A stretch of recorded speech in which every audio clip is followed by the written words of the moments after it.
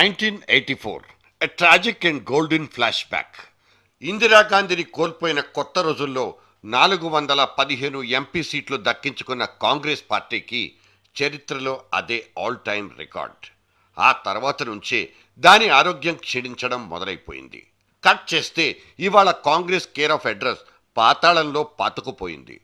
దేశంలోని గాంధీ భవన్లన్నింటి దగ్గర ప్రేతకళే ఉట్టిపడుతుంటే all credit goes to mister Manmohan Singh, prince Rahul Gandhi అంటూ ఇప్పుడు ఎటు చూసినా ఎకసెక్కాలే.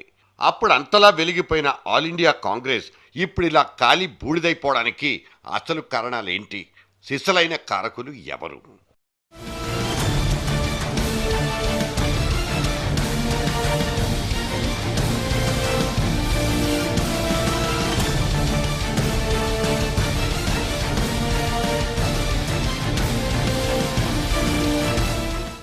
ఎవరి కాళ్ల కిందో పడి నలిగిపోతున్న చెయ్యి గుర్తు ఇప్పుడు బచావ్ బచావ్ అంటూ గావు కేకలు పెడుతోంది.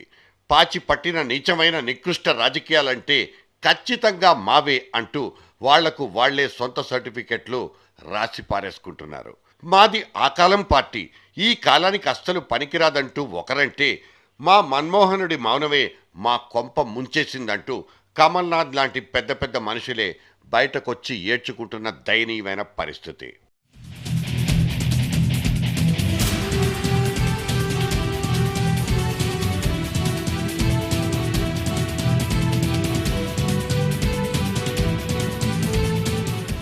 మన్మోహన్ సింగ్ మౌన దీక్ష చేపట్టి నిన్నటికి సరిగ్గా 10 సంవత్సరాలు. ఆయన నోటికి ప్లాస్టర్ లేసి కావలసిన పనులన్నీ కానిచ్చుకున్న కాంగ్రెస్ పార్టీ తమ చాప కింద నీళ్లొస్తున్న సంగతిని మాత్రం మర్చిపోయింది. అత్యంత సమర్థమైన పనిమంతుడై ఉండాలి, కానీ ఏ పని చేయకూడదన్న మేడం షరతు మేరకే ఆయన ప్రధానిగా ప్రమాణ పత్రం చదివేశారు. అందుకే ఆయన ఆడిపోసుకుంటే లాభం లేదంటున్నాం. రాహుల్ బ్రిగేడ్ అంటూ పుట్టుకొచ్చిన సరికొత్త కాంగీ టీం చేసుకున్న కసరత్తు నుంచి కొత్తగా కారిపోయిందేంటన్నదే అంతుపట్టడం లేదు. జయరాం రమేష్, కపిల్ సిబాల్, ఆజాద్ అనబడే కాశ్మీరీ జాదూగర్, రాజకీయపరమైన ఎటువంటి రోగాన్నైనా ఇట్టే శుద్ధిపరిచే మలయాళీ నాటు వైద్యుడు డాక్టర్ వాయిలార్ రవి, ఇలా పండిపోయిన తలకాయలు, అవి పాల్పడిపోయిన ఘనకార్యాలు ఒకటా రెండా లెక్కే లేదు. ప్రజల కష్టాల్ని కానీ పరిస్థితుల ప్రభావాన్ని కానీ లెక్కలోకే తీసుకోకుండా రాజును గెలిపించుకోవాలన్న ఏకైక ఎజెండాతో ఈ మంత్రులాడిన మాయాజూదం ఏది ఇవాళ ఫలించిన దాఖలా లేదు. కాంగ్రెస్ వర్కింగ్ కమిటీ మొన్నటి దాకా దేశానికి దిశానిర్దేశాన్నిచ్చే అత్యంత కీలకమైన నిర్ణయాల్ని తీసుకునే కీలక యంత్రాంగం.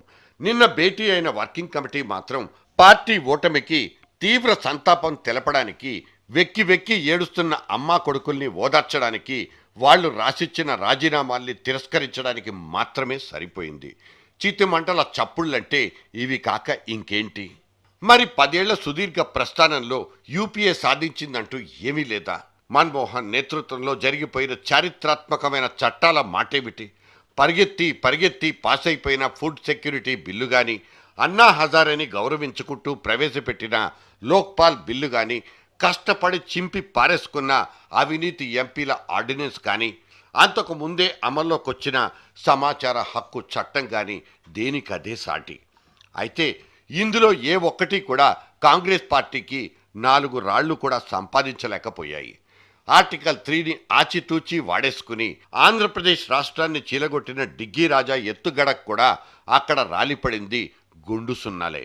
రేపటి కోసం యువ నాయకత్వం, నవనాయకత్వం అంటూ ఒక పెళ్లి కాని ప్రసాద్ను ప్రధానమంత్రిగా ప్రమోట్ చేసుకున్న ఆ చిట్ట చివరి ప్రయత్నం కూడా పార్టీని బతికించలేకపోయింది. అన్నిటికన్నీ అడ్డం తిరిగిన డామిట్ కథలే. వార్ రూమ్లో ఒకప్పుడు వీరావేశం నటించిన కాంగ్రెస్ కథానాయకులందరికీ ఇవే ఇవాళ జుట్టు పీక్కునేలా చేస్తున్న ప్రశ్నలు.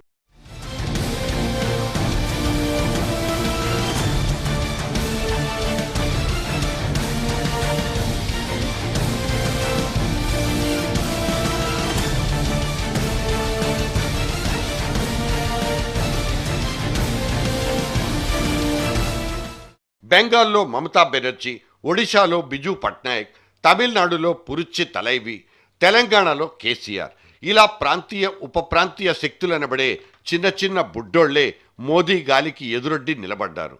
వాళ్ళ సొంత గడ్డల మీద మోదీ కంటే భీకరమైన ఆధిక్యాన్ని కూడా చాటుకున్నారు. 130 ఏళ్ల మెగా సర్వీస్ ఉన్న కాంగ్రెస్ పార్టీ మాత్రమే ఇదిగో ఇలా గోచిగుడ్డతో నడి రోడ్లో నిలబడింది. ఖచ్చితంగా చెప్పుకుంటే ఇదొక రీజనల్ రెవల్యూషన్. రీజనల్ ఫ్యాక్టర్స్ మాత్రమే నిర్ణయించిన ఒకానొక రాజకీయ తీర్పు అంటూ ఒక కోణం చెప్తుంది. అసలు జాతీయ పార్టీలకిప్పుడు అంత సినిమా లేనే లేదని, ప్రాంతీయ పార్టీలే రేపటి రాజకీయాన్ని నడిపించే కీలక శక్తులని మొన్నటి దాకా లెక్కొకటి నడిచింది. మరి నిన్నటి దాకా నరేంద్ర మోదీ వినిపించింది కూడా పక్కా జాతీయవాదమే అయినప్పుడు కాంగ్రెస్ పార్టీ ఒక్కటే ఎందుకు మట్టి కర్చినట్లు, సమాధులు తవ్వుకున్నట్లు?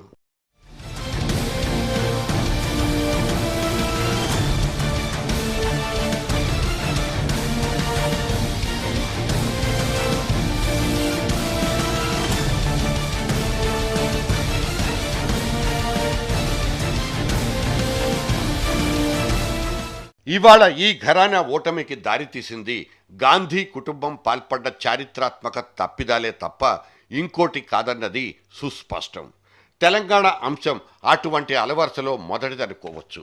దత్తపుత్రుడు అద్దెపుత్రుడు అంటూ 2 చేతులా సంపాదించుకోవచ్చన్న పేరాశతోనే రాష్ట్ర విభజన అనబడే తేనెతుట్టను కాంగ్రెస్ పార్టీ కదిలించిందన్నమాట ఒక బహిరంగ రహస్యం. ఆఖరి గడియల్లో ఆదరాబాదరాగా జరిగిపోయిన విభజన పర్వాన్ని జనం తీక్షణంగా పరిశీలించారు. ఆ తర్వాతే తీవ్రంగా పరిగణించారు. చివరాఖరికి కాంగ్రెస్ పార్టీని కఠినంగా శిక్షించారు కూడా.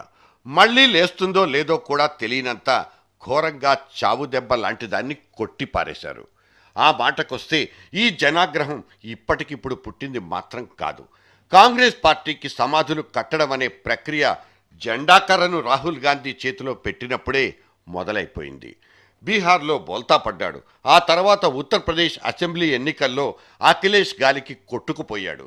చివరాఖర్లో మొన్న చీపురు దెబ్బకు తల్లడిల్లిపోయి ఢిల్లీని వదిలేసుకున్నప్పుడు రాహుల్ గాంధీ రాజకీయాలకు అసలు పనికొస్తాడా లేదా అన్న ప్రశ్నే చచ్చిపోయింది. నిన్న మీడియా ముందుకొచ్చి ముక్కు చీదేసుకున్న ఈ అమ్మా కొడుకులిద్దరూ అంతకు ముందు అదే ముక్కును 3 సార్లు ఎగచీదుకున్నట్లు గుర్తుంది. అయినా సరే నిన్నటి సార్వత్రిక యుద్ధానికి కూడా ఓడిపోయిన అదే అభిమన్యుని వెంటేసుకు వెళ్ళింది. అది కాంగ్రెస్ పార్టీ చేసుకున్న మొట్టమొదటి తప్పు. यह जनादेश स्पष्ट रूप में हमारे खिलाफ है, हमारी पार्टी के खिलाफ है. हम मतदाताओं के इस फैसले का विनम्रता के साथ आदर करते हैं. मैं पार्टी की अध्यक्ष हूँ, इसीलिए हार की जिम्मेदारी मैं स्वीकार करती हूँ. I'd like to start by congratulating the new government. They've been given a mandate by the people of our country. So I wish the new government all the best. From my part, Congress party has done pretty badly. There's a lot for us to think about. And as Vice President of the party, I hold myself responsible for what is happening. Manmohan Singh అనబడే ఉన్నతమైన వ్యక్తిత్వాన్ని switch చేస్తే తప్ప నడవని ఒక యంత్రంగా మార్చిపారేసి అంతా తానై వెనక నుంచే నడిపించిన సోనియా పిఎంఓలో ఒక రకమైన షాడో సంస్కృతిని ప్రవేశపెట్టారు. 40 దాటిన రాహుల్ గాంధీ చేతికి 100% నిర్ణయాధికారం కట్టబెట్టింది. అందులో కనీసం 10వ వంతు పవర్ అయినా ప్రధానమంత్రికి దొరికింటే కాంగ్రెస్ క్రెడిబిలిటీ ఎంతో కొంత బతికుండేది.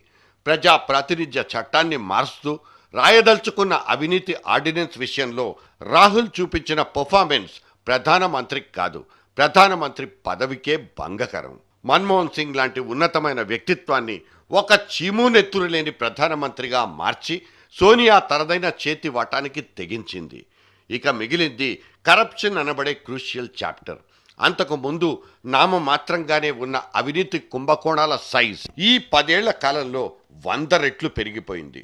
ఛార్జ్ షీట్లు, అరెస్టులు, జైళ్లు, బెయిళ్లంటూ పాలనా కాలమంతా ఈ అవినీతి అనకొండలే జుర్రుకునేశాయి. తినుడు తినిపించుడు అనబడే ఈ సీజన్లో తస్మదీయులకో ట్రీట్మెంట్, అస్మదీయులకు ఇంకో రకమైన ట్రీట్మెంట్ ఇప్పిస్తూ సిబిఐని కూడా కాపలా కుక్కలా వాడేసుకుందంటూ కాంగ్రెస్ మీద అనేక అనుమానాలు. సుస్థిరత లోపించడం అనే రాచకురుపు ఇంకోటి. ఉభయ సభల్లో తమకున్న అత్యవసర మెజారిటీతో ఏ చట్టాన్ని ఎటువంటి పాలనా నిర్ణయాన్ని కూడా సొంతంగా చేసుకోలేని దీనావస్థ. యూపీఏ సర్కార్ను ఈ 10 ఏళ్లు నిప్పుల మీదే నడిపించింది. అణు బిల్లును గెలిపించుకునే క్రమంలో కామ్రేడ్లతో జరిగిన జగడం యూపీఏని అనాథగా మార్చేసింది. ఆ తర్వాత నుంచి మ్యాజిక్ ఫిగర్కు అటు ఇటూనే వెళ్లాడుతూ అడుగడుగున అవిశ్వాస భయం వెంటాడుతుంటే చిన్నా చితక సింగిల్ డిజిట్ పార్టీల వెంటపడి అడుక్కోవాల్సిన కర్మ కాంగ్రెస్ పార్టీది. 3-4 ఎంపీ సీట్లున్న మినీ సార్లకు కూడా ఎర్ర తివాచీ పరిచేసి మినిస్ట్రీలో చోటిచ్చి సత్కరించుకున్న సందర్భాలు లెక్కలేనన్ని. లోపల నుంచి మద్దతిచ్చే పార్టీలేంటి, బయట నుంచి మద్దతిచ్చే పార్టీలు ఏంటో కూడా అర్థం కాని పరిస్థితుల్లో కాంగ్రెస్ బతుకు బస్ స్టాండ్లా మారిపోయింది. ప్రజాపాలన కంటే తన్ను తాను కాపాడుకోవడం అనే సెల్ఫ్ డిఫెన్స్ మీదే ఎక్కువగా దృష్టి పెట్టిన కాంగ్రెస్ పార్టీని జనం మాత్రం ఎందుకు నమ్ముకోవాలి? తమకు బంగారు భవిష్యత్తునిస్తుందని ఎందుకు విశ్వసించాలి? అందుకే ఇలా బజారుకి ఈడ్చి పారేశారా? మరి నెత్తురు కక్కుతూ నేల కొరిగిన కాంగ్రెస్కు మళ్ళీ నూకలు పుడతాయో లేదో.